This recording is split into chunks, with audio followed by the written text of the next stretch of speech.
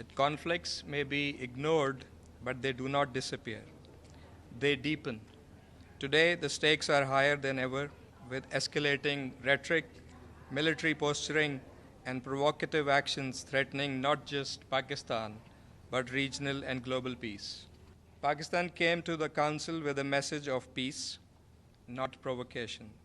But peace does not happen in vacuum. It demands responsibility and respect for the rules that govern our world.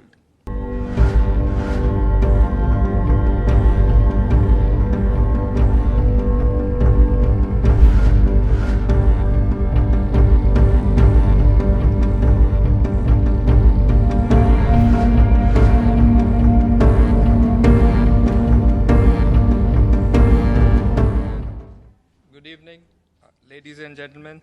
Thank you for your patience and interest on this issue. The Security Council has concluded the consultations of the whole on agenda item, the India-Pakistan question, which you know is the historic item on the Council's agenda for over 7 decades on the Jammu and Kashmir dispute. That this issue remains unresolved for more than 70 years is a stark reminder that conflicts may be ignored, but they do not disappear. They deepen. Today, the stakes are higher than ever, with escalating rhetoric, military posturing, and provocative actions threatening not just Pakistan, but regional and global peace. There were 3 key objectives from this meeting. First, to enable the Council members to have a discussion on the deteriorating security environment and rising tensions between India and Pakistan resulting from India's unilateral actions and aggressive posturing targeting Pakistan that currently pose a serious threat to regional and international peace and security. To have an exchange of views on how to address this situation, including avoiding confrontation that could have serious consequences and the need for de-escalation.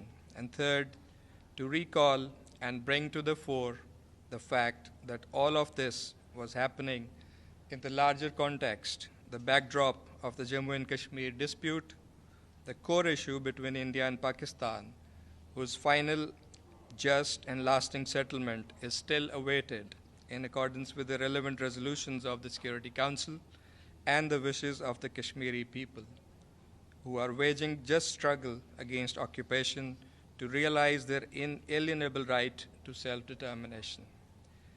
Pakistan believes all these objectives were largely served and achieved by this meeting.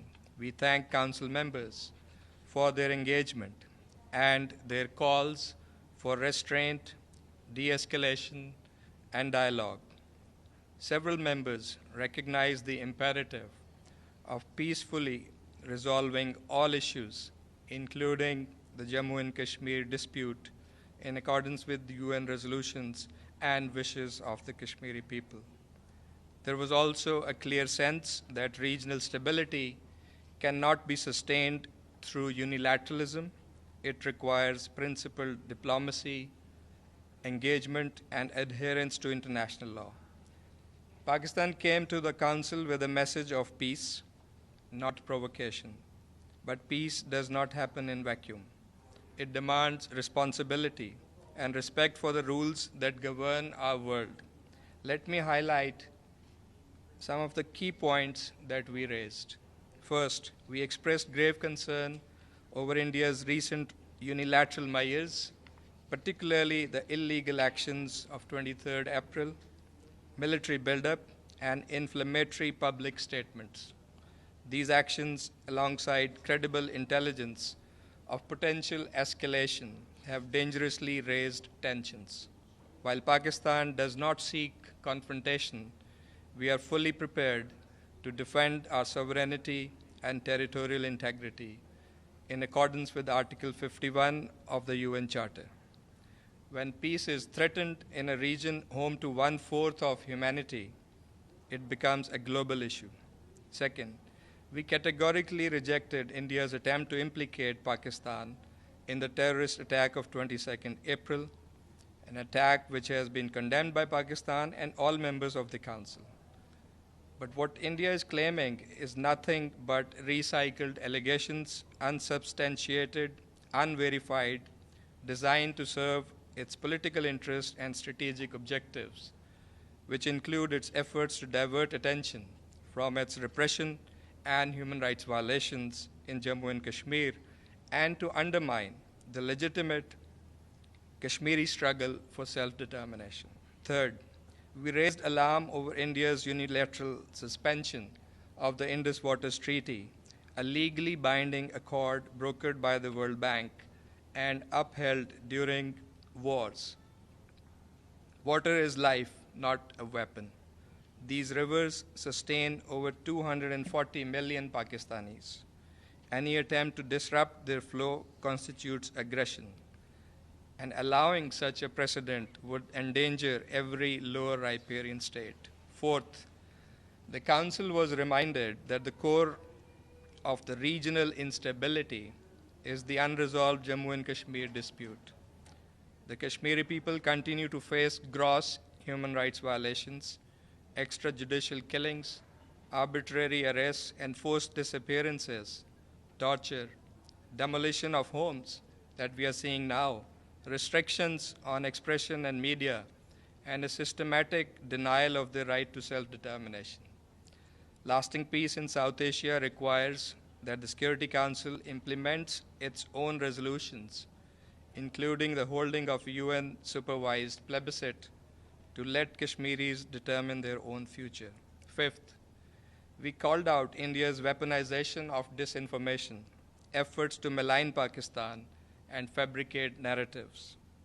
We reminded the Council that Pakistan has been a frontline state in the fight against terrorism, sacrificing over 90,000 lives along with immense economic setback. India's attempts to distort this reality while ignoring its own destabilizing actions and involvement in terrorism abroad, including the case of Kulbhushan Jadhav and extraterritorial assassinations, must be met with truth, transparency, and accountability. Sixth, we reiterated our commitment to peaceful, cooperative relations with all our neighbors, including India. We remain open to dialogue based on mutual respect and sovereign equality. We have also called for an independent, transparent, neutral, and credible investigation into the 22nd April incident. While we pursue peace, we will defend our interests and safeguard our sovereignty resolutely and at all costs. Finally, we urge the Security Council and the Secretary General to remain actively engaged in peacemaking and preventive diplomacy. The role of the Council is not just to observe conflict from afar, but to prevent it through timely and principled action.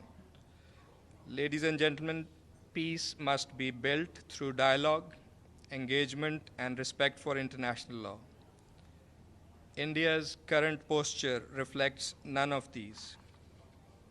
The burden of peace must be shared.